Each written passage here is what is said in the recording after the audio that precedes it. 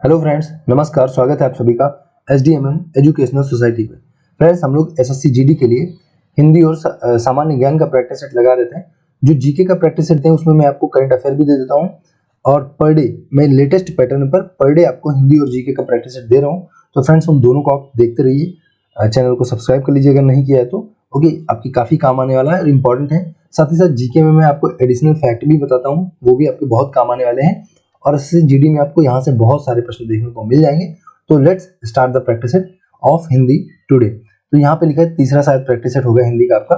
यहाँ पे लिखा उपात्यका का विलोम क्या होगा। तो उपात्यका का विलोम जो हो जाएगा आदित्यका हो जाएगा। उपात्यका क्या होता है फ्रेंड्स, जो पहाड़ होता है, पहाड़ के ऊपर की जो ये सरफेस होती है, एक तरह से कह सकते हो जो ऊपर का ये टॉप वाला एरिया होता है, इसको क्या बोलते हैं, इसको बोलते हैं उपात्यका बोलते हैं।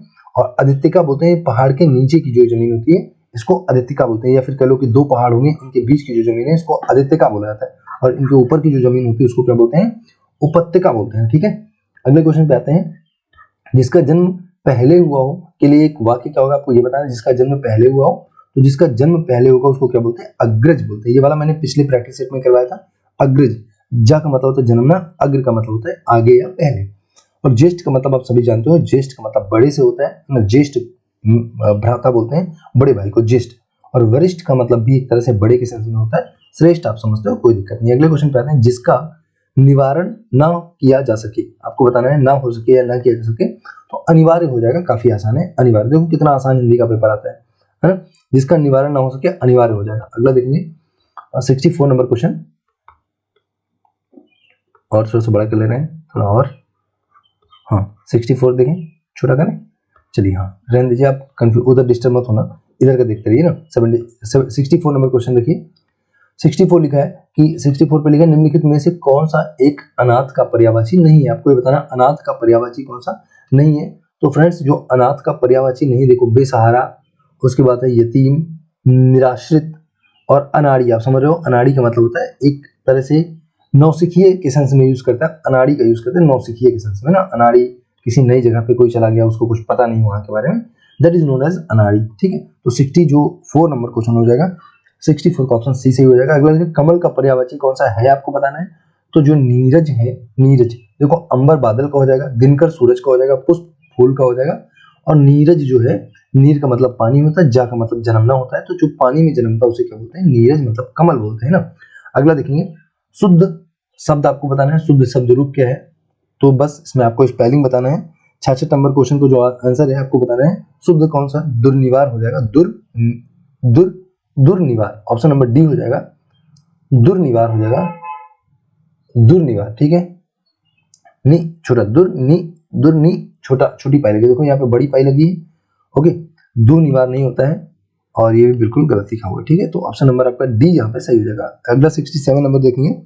तो 67 लिखा है अंडे का शहजादा। काफी इंपॉर्टेंट है, बहुत पूछा जाता है। अंडे का शहजादा, अंडे का शहजादे का मतलब होता है फ्रेंड्स अनुभवहीन व्यक्ति होता है। अंडे का शहजादा मतलब होता है अनुभवहीन व्यक्ति, ध्यान रखना। अंडे का शहजादा मतलब अभी अभी अंडे से निकला है, एकदम शहजादा है, छोटा चुन्नी लाल है ना। ठीक है, ध्यान रखना, काफी इंपॉर्टेंट है। अनुभवहीन व्यक्ति होता है और अनुभव जो काफी अनुभवी होता है उसको बोलते हैं पुराना चावल। काफी अनुभवी व्यक्ति को। नेक्स्ट है ऐरा गैरा नत्थु खैरा। इसका तो काफी आसान है, आप सबको पता होगा। इसका मतलब होता है मामूली आदमी, है ना। ऐरा गैरा नत्थु खैरा हो जाएगा। नेक्स्ट है वह जल्दी चला गया डैश ट्रेन पकड़ सके, ताकि ट्रेन पकड़ सके। वह जल्दी चला गया ताकि, ताकि ना। ओके, अगला देखेंगे। रिक्त स्थान भरे। विश्व में डैश 5 व्यक्तियों में से 4 व्यक्ति विकास डैश देश में रहते हैं। 5 में से 4 मतलब ज्यादातर लोगों की बात चल रही है। तो इसका जो 70 नंबर क्वेश्चन है, इसका सही जवाब क्या हो जाएगा फ्रेंड्स, इसका सही जवाब हो जाएगा ऑप्शन नंबर बी हो जाएगा। विश्व में प्रत्येक 5 व्यक्तियों में से 4 व्यक्ति विकासशील देश में रहते हैं। तो काफी आसान क्वेश्चन, बहुत आसान पेपर है। एक ही विधेय हो जिसमें, एक ही विधेय हो जिसमें आपको ये बताना है उसे क्या बोलते हैं। तो ऑब्वियसली उसको क्या बोलेंगे, उसको बोलेंगे सरल वाक्य। एक ही विधेय जहां पे होगा उसे क्या बोलते हैं, सरल वाक्य बोलते हैं। काफी आसान है। अगला देखें, 2 वर्णों के मेल से होने वाले विकार को संधि कहा जाता है। काफी ये भी आसान है। 2 वर्णों के मेल से होने वाले विकार को क्या बोलते हैं, संधि बोलते हैं। अगला क्वेश्चन लिखा है क्या बोलते हैं, संधि। 2 वर्णों के मेल से होने वाले विकार या परिवर्तन को क्या कहा जाता है, संधि कहा जाता है। अगला है निम्नलिखित जस्ट वेट, हाँ जी लिखा है निम्नलिखित संधि विच्छेद, निम्नलिखित संधि विच्छेद की संधि क्या होगी, आपको बताना जल प्लस ओध जो है इसका जो है संधि क्या होगा, जलोध, तो क्या हो जाएगा आपको बताइए जल प्लस ओध क्या हो जाएगा। 73 की अगर बात करें हम लोग तो इसका ऑप्शन नंबर आपका डी हो जाएगा, जलौध हो जाएगा। जल प्लस ओध बराबर क्या होता है, जलौध हो जाएगा। सर ऑप्शन नंबर डी हो जाएगा, जल प्लस ओध बराबर जलौध। जिस समास का कोई पद प्रधान नहीं होता उसे क्या बोलते हैं, तो उसे बहुब्री समास बोलते हैं। तो जहां पर कोई भी पद की प्रधानता के आधार पर अगर हम लोग देखें तो समास को जो है 6 प्रकार का बांटा गया है। तो बहुब्री समास में कोई भी पद प्रधान नहीं होता है, बहुब्री समास में यहाँ पे कोई अन्य पद प्रधान होता है, जैसे लंबोदर, गजानन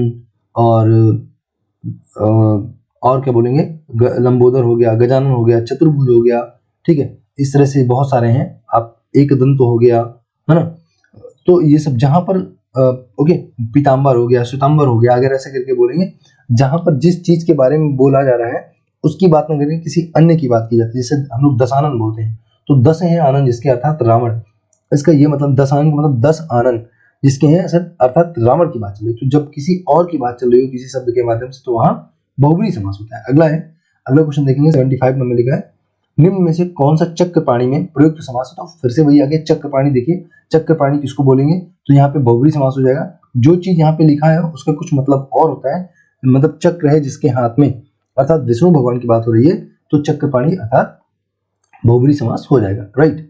अगला देखते हैं, अच्छा पूरा पैसेज आगे देखते हैं, उससे पहले कोई क्वेश्चन नहीं बचा है पैसेज से पहले, क्योंकि पैसेज में तो कुछ करवाना है नहीं, वो तो आप कर लोगे आराम से, कोई दिक्कत नहीं, काफी आसान पैसेज पूछेगा। ठीक है, जहां वर्णों की आवृत्ति बार बार होती है उसे क्या कहते हैं, तो आपको बताना वहां पे कौन सा अलंकार होता है। वर्ण बार बार, वर्ण की बात चल रही है, जहां वर्णों की आवृत्ति बार बार होती है वहां पे फ्रेंड्स कौन सा होगा। 76 की अगर बात करें तो फ्रेंड्स वहां पे ऑप्शन नंबर सी हो जाएगा, अनुप्रास अलंकार हो जाएगा।